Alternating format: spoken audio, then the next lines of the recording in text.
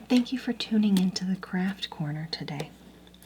Now, today on the program, we are going to be taking your Thanksgiving tablescape from boring to bedazzled.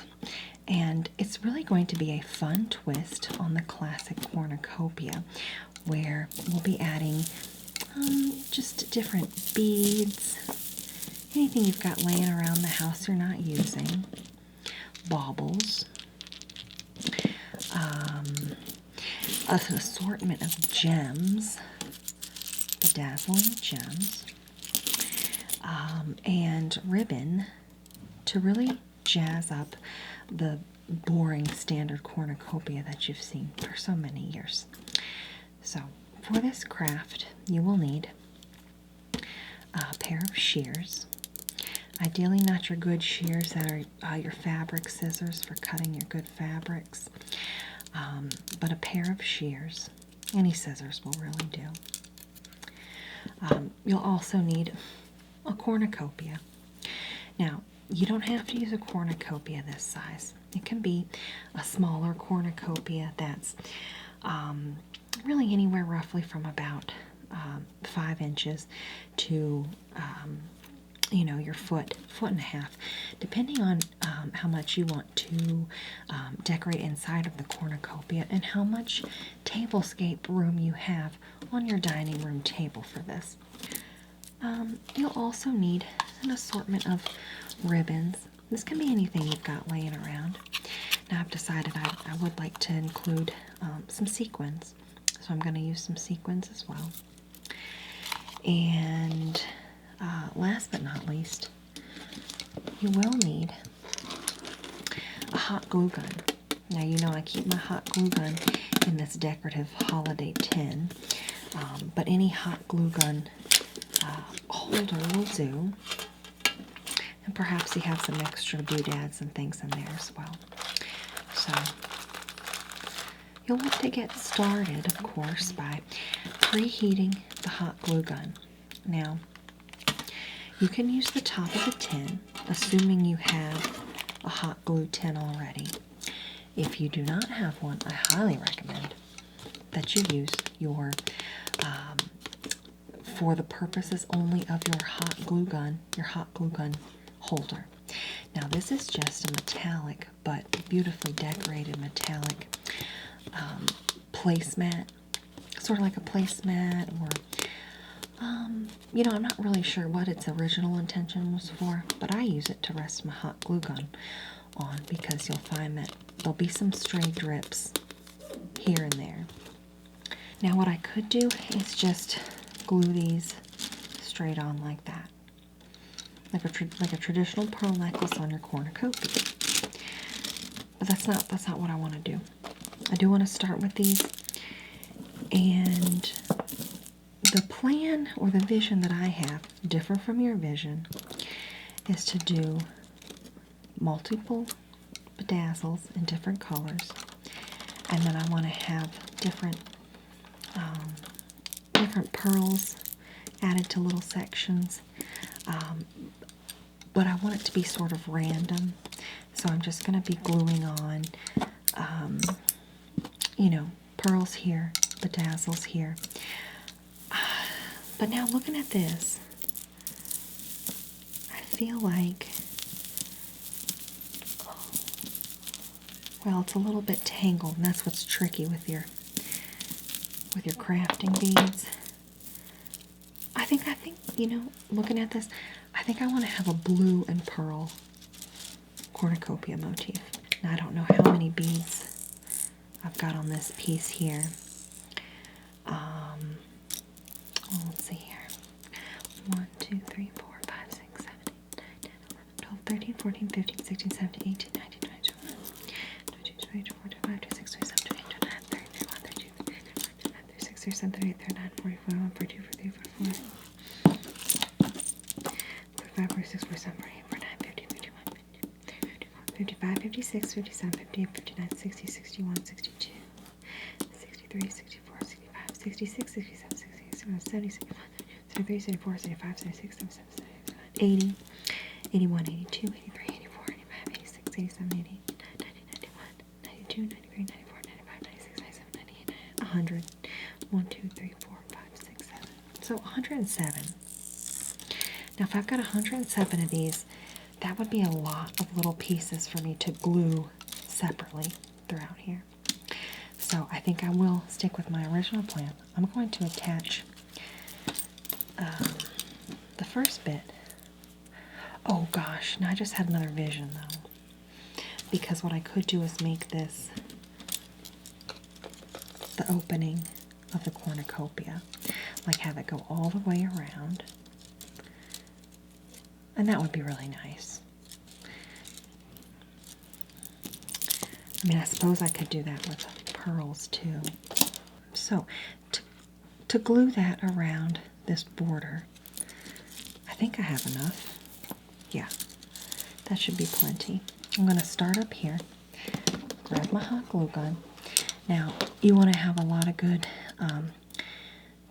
dexterity and ability to be careful with the glue.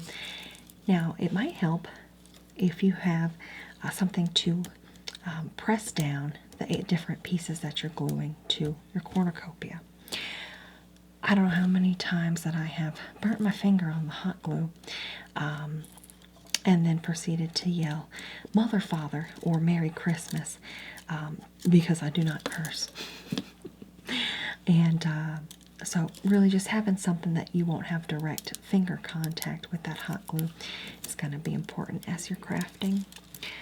So in here, I think something like this heart shape, because it comes to a point, I should be able to use this to press the hot glue in. Okay, so I'm going to get started. This is what I'm doing.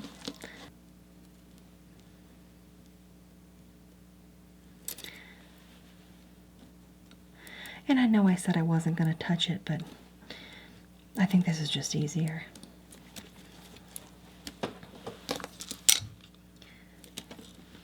Now you'll find as you're working with hot glue, you're going to get these hot glue spider webs.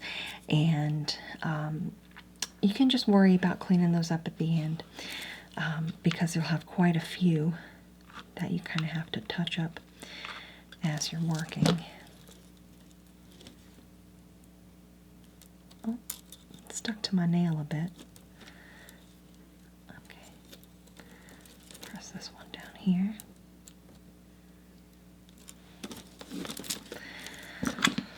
And then moving along. Oops. One up here. And maybe one right there. This is going to look really nice.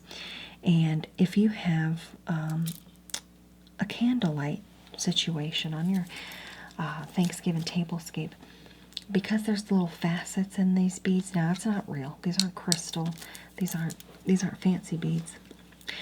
But they're shaped in such a way that they reflect the light nicely. So that's going to look really good on your tablescape. Oops. Press that in there.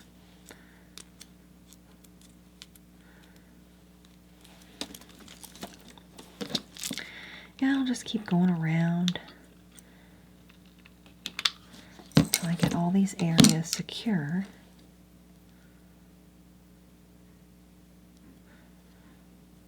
Oh, got my finger. Oh, brother.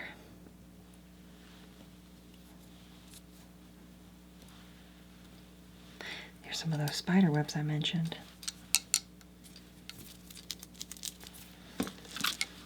Now, these aren't real spider webs. Wouldn't that be something? Now, the thing about hot glue, you could keep this as your permanent cornucopia decorative bedazzled tablescape piece.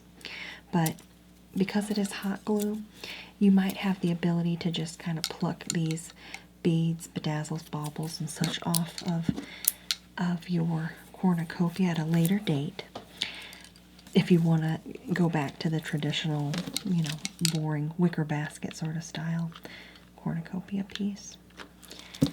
But I think this is going to be my cornucopia for good after I get everything attached and affixed here. Because it's going to look so beautiful, I'm not going to want to change it back. I've mentioned this before, but you can make your own cornucopia by gathering up some sticks and items, and you just have to follow a basic weaving pattern to bring it into this shape. But what I recommend is after Thanksgiving, after the Thanksgiving holiday, and even into January, if you go to a local thrift store, secondhand store, you're going to find a lot of these laying around because folks say, well, I don't need it anymore. I don't need it anymore, so I'm going to donate it. And you say, that's great. You donate it, I will turn it into a beautiful bedazzled piece of artwork for, the upcoming Groundhog's Day holiday in February. So it's just something to keep in mind that you could do this year. You could do it again next year after you buy a secondhand cornucopia when you go to thrift store.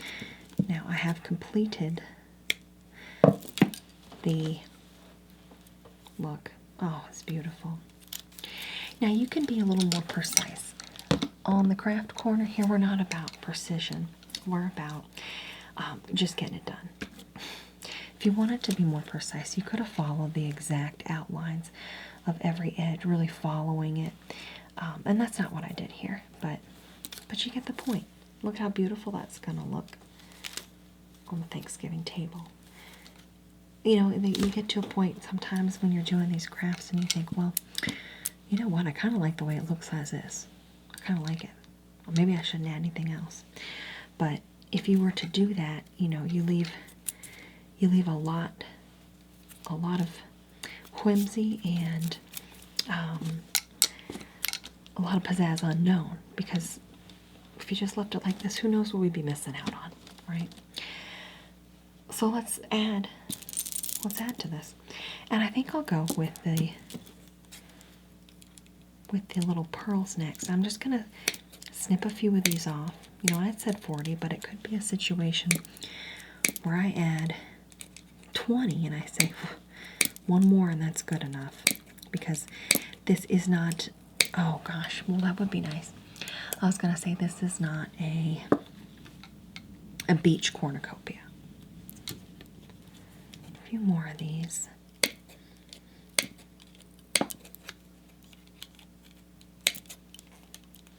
Oh, sometimes with these pearls you get to, it's almost like the two pearls are fused together, and then you can't actually cut between them. So then that's a 2-for-1 pearl special. I'm just going to set that aside because I'm not going to... Yep, that's another one. Can't cut between it when they're like that.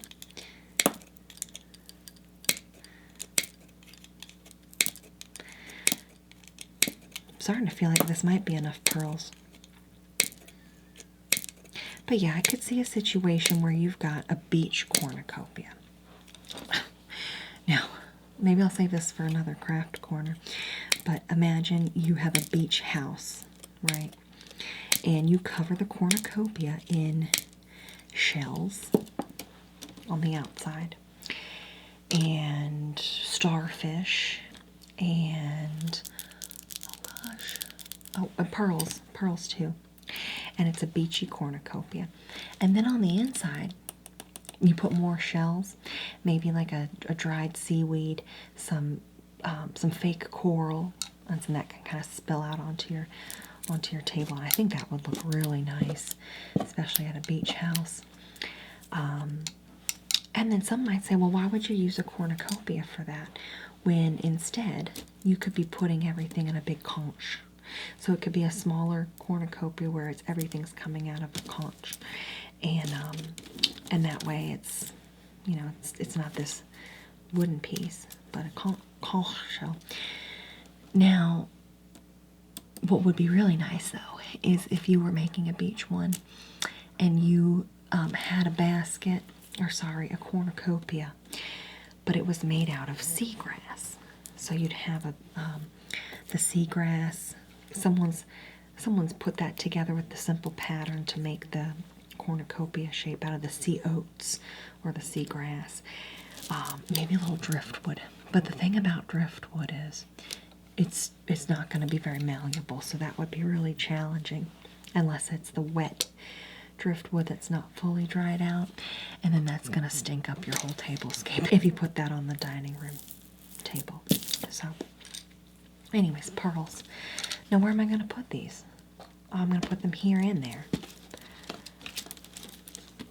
So first I do need to figure out what's the top and what's the bottom. This looks nice. I feel like, yeah, that seems sturdy though. Okay, so this is going to be the back, and this is where you have your hanging elements. This doodad, these doodads over here.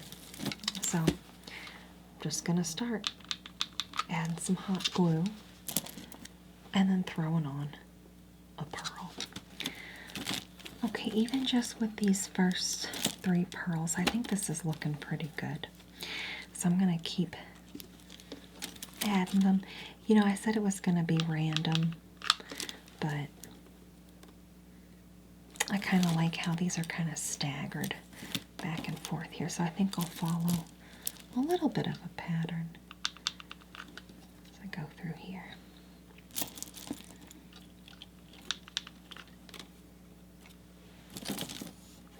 That's looking really nice. And now I don't need any on this underside part because, again, that's where it's going to be resting on the table, so nobody's going to see it there even. Okay.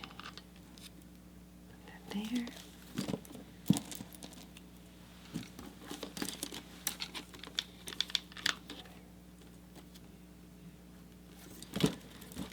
Good, that's looking great.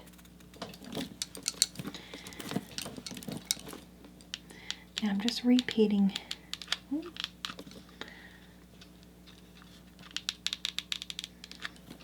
Looks like my hot glue gun cooled off a bit. I'll just set that there for a moment.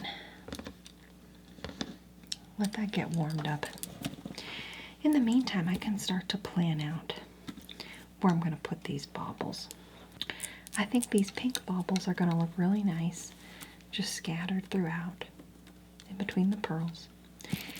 And then, you know, I could do something monochromatic where I just go with the blues. Maybe pinks and blues. But I think I really want to bedazzle this with a lot of color just to add that extra whimsy. So I'm going to use, oh gosh, probably all different types of these gems. And come to think of it, this is kind of a nice necklace. So I don't see myself cutting this up into bits and pieces to then glue on to my cornucopia. I'm going to keep this one intact, and I might wear it for the holidays. Okay, well, hopefully that's had a chance to warm up a little bit more. Yeah.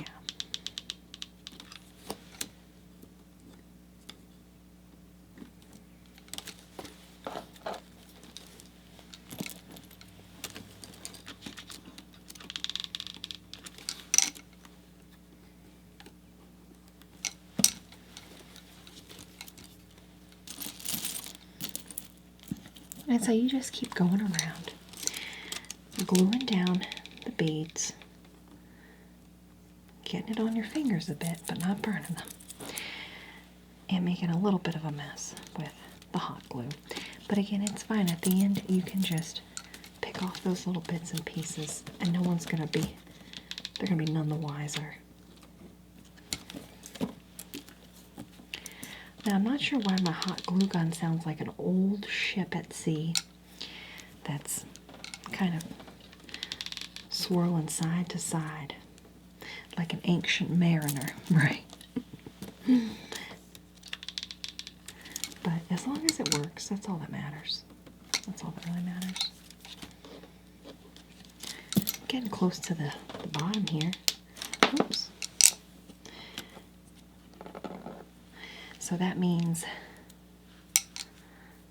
oh jeez, once I get kind of close to the bottom, I can bring some of these pearls a little bit closer together.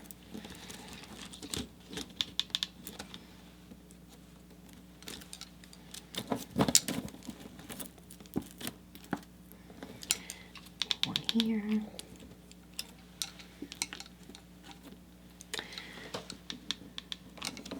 And here. And you might be wondering, well, does the hot glue hold up? Now, your dining room table is not going to be as moist of an environment as the bathroom. And, you know, I did make the beautiful seashell and pearl tissue box cover, and it is still in my bathroom. Looks great. The only thing is that being exposed to the humidity of a bathroom, if you're using the bath or the shower in there, it does become a little bit more prone to having some of those hot glued areas come apart. Now I've got a lot of hot glue stuck to my fingertips now, but I think it'll peel off eventually. If I could just get this to peel off here once it dries a little bit. Just grab a hold of it. There we go. And that should be fine. Okay, look at these beautiful pearls. Now, moving along to my bobbles, these pink bobbles. These are going to need a little bit more glue because of that surface area.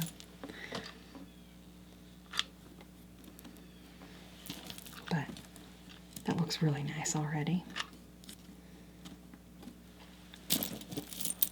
And again, you don't have to do this with too much rhyme or reason. I want it to be sort of random. But I do want to have some good placements. Now remember what I said. Look at that. Running out of hot glue. Time to add another bit of a hot glue stick into the back there. Oops. These are a lot easier to glue down than those little pearls. Good. Yeah, I'll probably add a couple over here.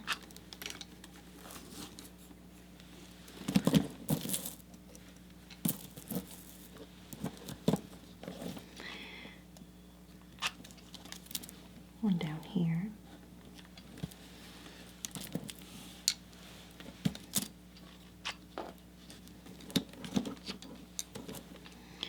And maybe one right here. Wow, this is looking really fun already. I think I'll add just a few of these large white bobbles. Maybe one up here.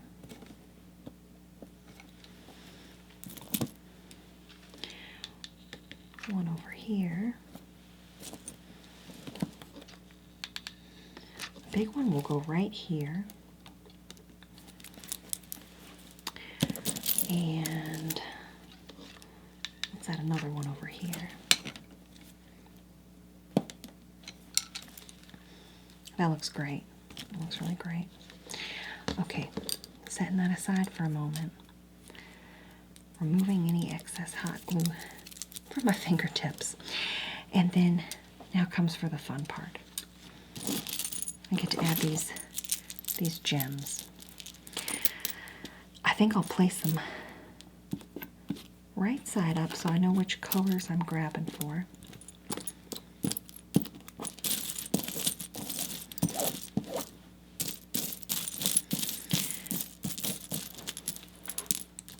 And I want to have the shapes kind of varied in there.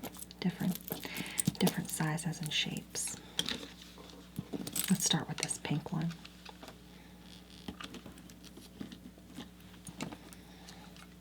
And another pink one down here. This large large one. It's right there. How about a red? How about a red one?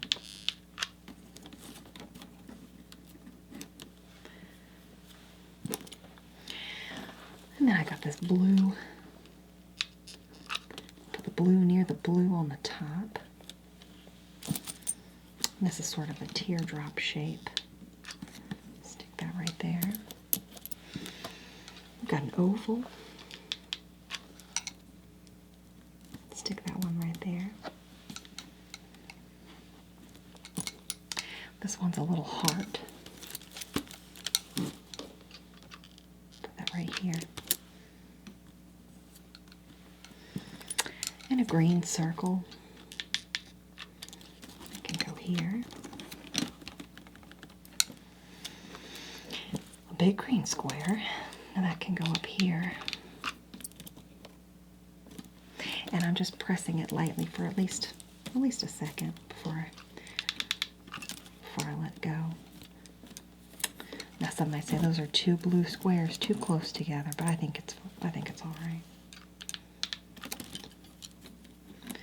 Place that there. Another teardrop, put that here.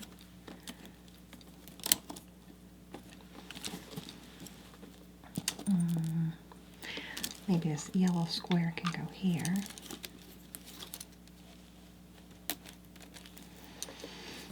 And that's looking really good. Wow.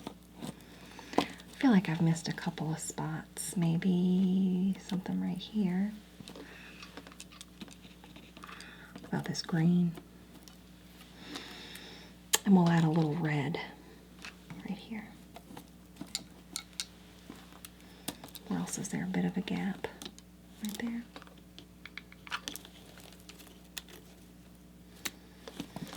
Yep. Wow. Well, this looks stunning. I think I need a few on the bottom as well. And that's where this purple could go.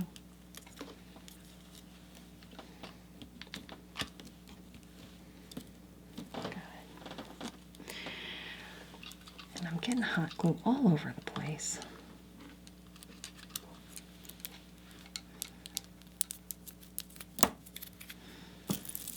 Oh, how about this big purple oval?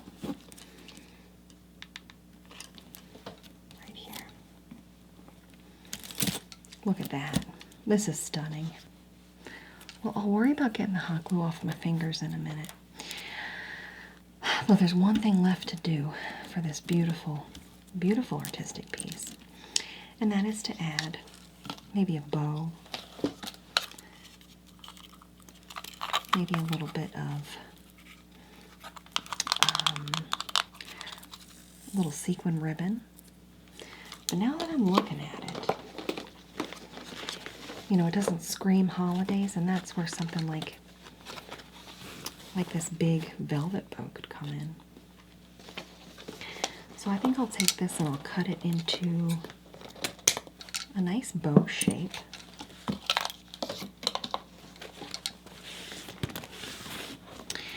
And all we need to do for that is to fold it in half and then tie it like a bow, just like you would a shoelace.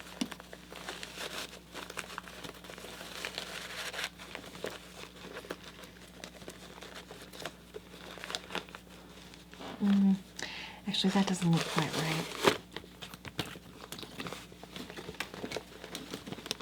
I'll fold it in half.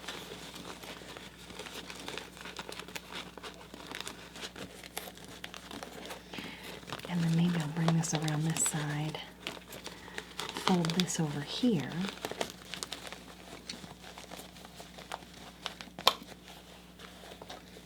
no, that doesn't look quite right either.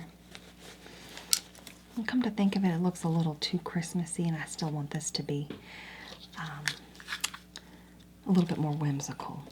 So maybe I'll just make a little bow with this blue string. And I think I could just tie that around the bottom.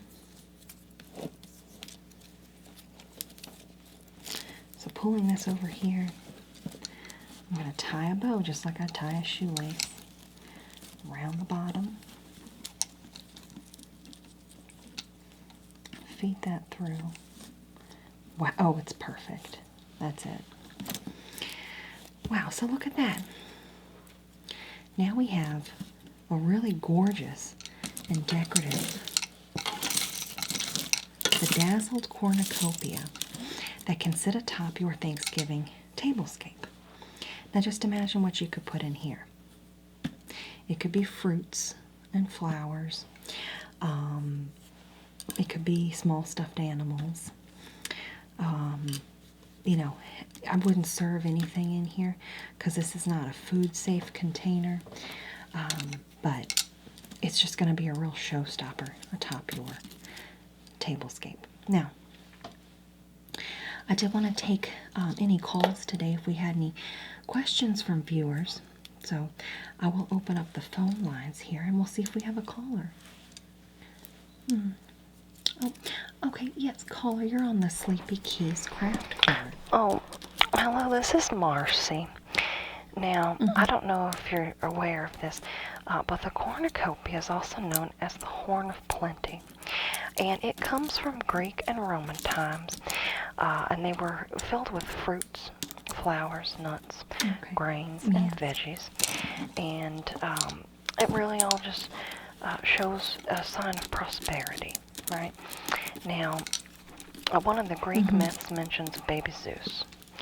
Now, baby Zeus and a goat that he gave special powers to. So basically, anything baby Zeus wished for would come from this goat's horns, right? The Horn of Plenty. And there was also a Roman goddess, I want to say Fortuna.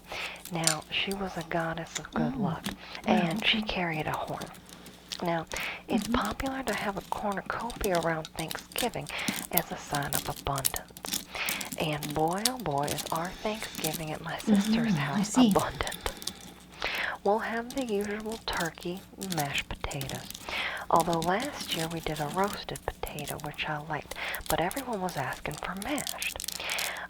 When we did have whipped sweet potatoes with the marshmallows. Now, I don't care for the mallow on top. I think they're sweet enough as is. And sometimes we'll add some walnuts, and that's a nice touch. And I do like how the mallow looks when it's toasted on top. Now, my grandniece, Nina, she made them. She's studying to be an optometrist. Anyways, we also have the green bean casserole. Now, the way you make that is you just get 2 cans of the French cut green beans. They don't have to be fresh.